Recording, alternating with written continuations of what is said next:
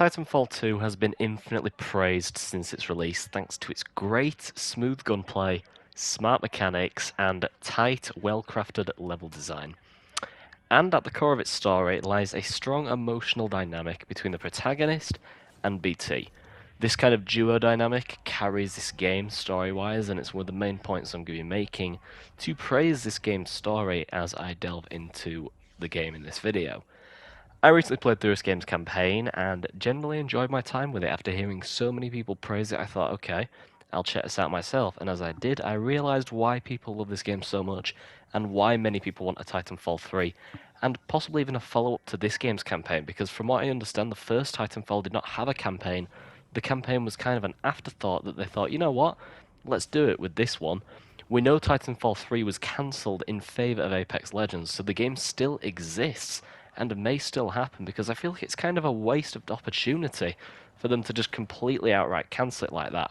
Because realistically speaking, Titanfall 3 still exists. There is probably an entire campaign written up. They got far into development before cancellation, and so I don't think it's unreasonable to expect possibly a Titanfall 3 at some point in the future. I'm not going to say it's going to happen, but it very easily could. Now, in today's video, I am going to be delving into this game and going over a couple of the issues I have with it as well. However, I will delve into the positives first, of which there are plenty more than negatives, mind you.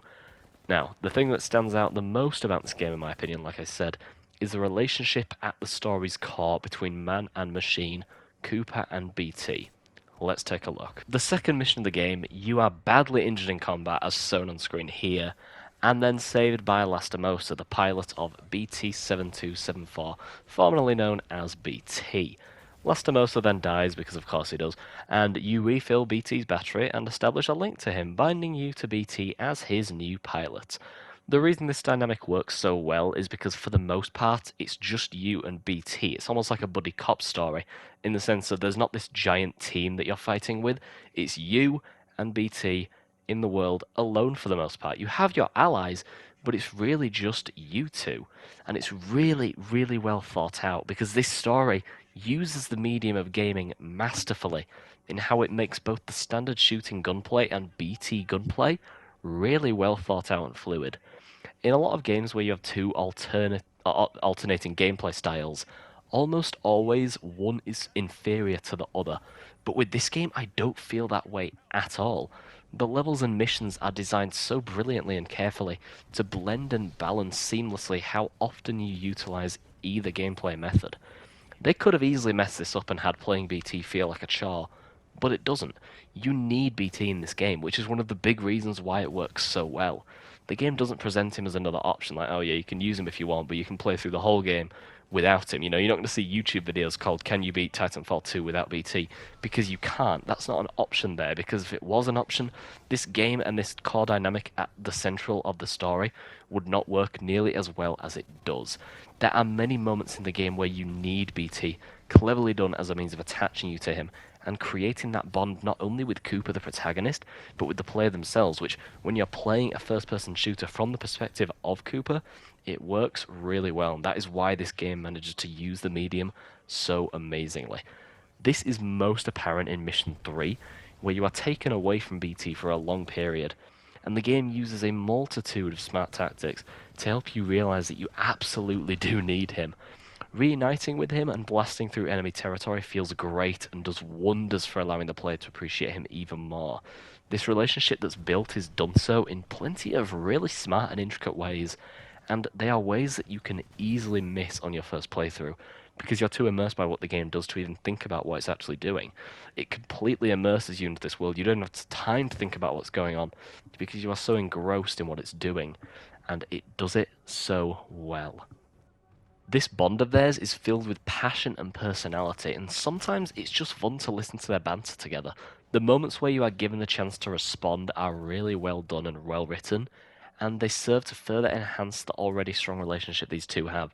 I'm going to show one on screen right now just for a sec so you can see the dynamic these two have and get a sense of how they interact and why this works so effectively. It's filled with personality and joy. It's not an empty relationship. This is written well, and it's clear how much effort the team put in to establishing this dynamic. Take a look. think somebody's in love. A human's concept of love requires admiration, attraction, devotion, and respect. Conclusion. I am 50% in love. Pilot. This story is more than just a generic military story. It is one with a strong emotional bond focused at its core, making you care for these two thanks to its great method of implementing features that perfectly utilize the medium that it's in, which is obviously a video game.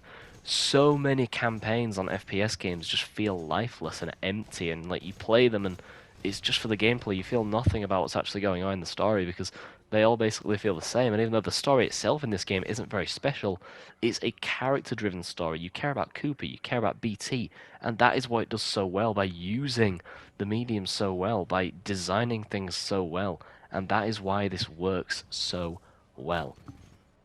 Now, more onto the gameplay. It is damn solid, what can I say? The gunplay is smooth, there is a distinct lack of clunk or confusion anywhere to be found here. It all works and is done really, really well.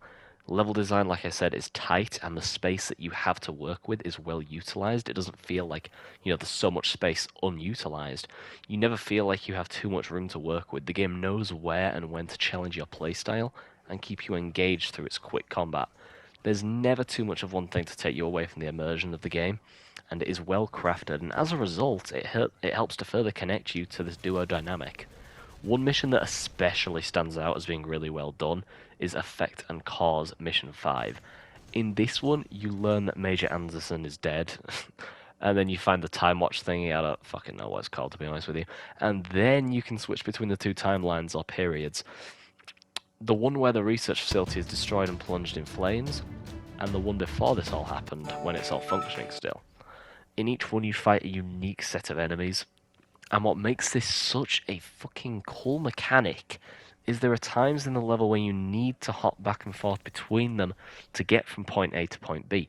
There are times when the game forces you to be smart and tactical to traverse your way through the facility between two different timelines.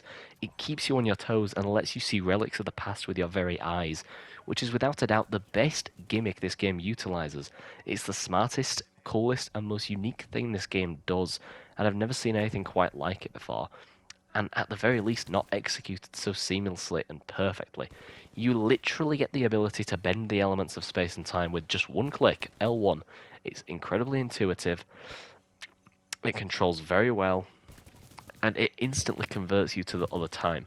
No clunk, no waiting, no loading, it just happens, because if you had to wait, it wouldn't work nearly as well as it does. It immerses you into this game through its brilliantly designed experience, which gives you more context to the game's narrative, and man does it work well. And the moment after all of this, when you get out of the facility when time literally freezes, is super cool too. It's also, again, one of the most unique and interesting things this game has to show. Everything this game does, from level design to gameplay mechanics, just works. It all blends together perfectly, and when you consider it all together, it's easy to see why this game is so highly regarded amongst fans of the FPS genre.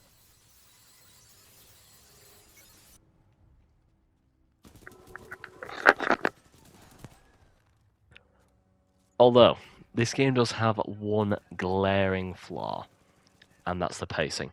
The game has 9 missions in total, and while each one shares the brilliant level design, gunplay, and diverse title loadouts and abilities, what the last few missions fail to deliver on is pacing. The pacing of the story. The first 5 or 6 missions in this game have a very consistent, well done pace. It's clearly gearing up to an epic final battle, a final showdown, and the entire time you plow through each excellent mission, you can feel yourself quickly approaching the final objective.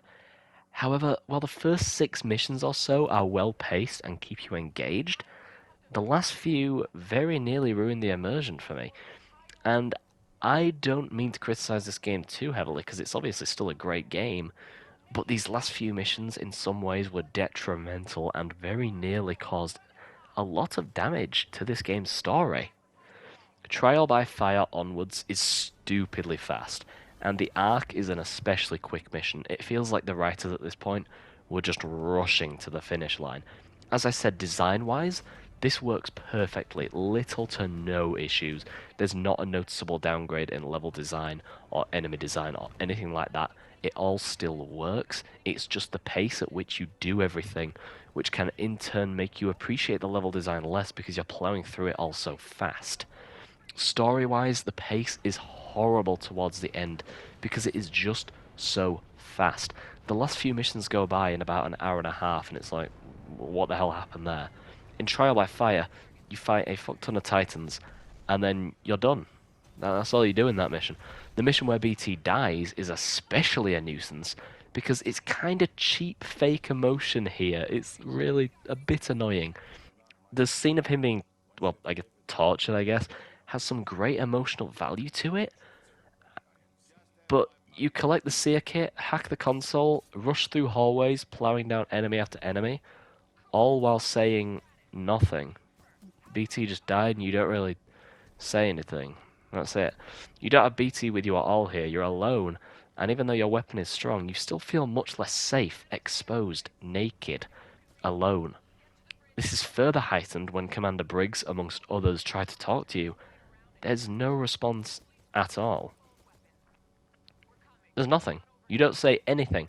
And even though it's easy to see why, it gives off a very different impression, makes it sound like Cooper is devastated, speechless at the loss of his partner, and can't communicate now because it doesn't matter. He's lost who he was fighting for. Oh, but don't worry, use the call-in feature for the first and only time in the entire story just after this, and BT's fine, don't worry. And I get that contextually it makes sense, but the issue is the concept itself and how they executed it. To me, it really does feel like they presented it as a deep emotional moment in the mission, only to go, oh, never mind, BT's fine, lol, it doesn't even matter. And like I say, it makes sense in context, it's not random or illogical, it's just weird how they presented it in this way because it gives off a different impression than it really should have done.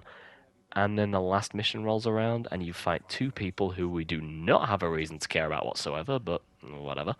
And BT finally saves Cooper and stops the weapon whilst also killing himself and the planet in the process. This moment has some strong emotional value to it as well, but one thing that really bothers me is how quick the game just ends after that.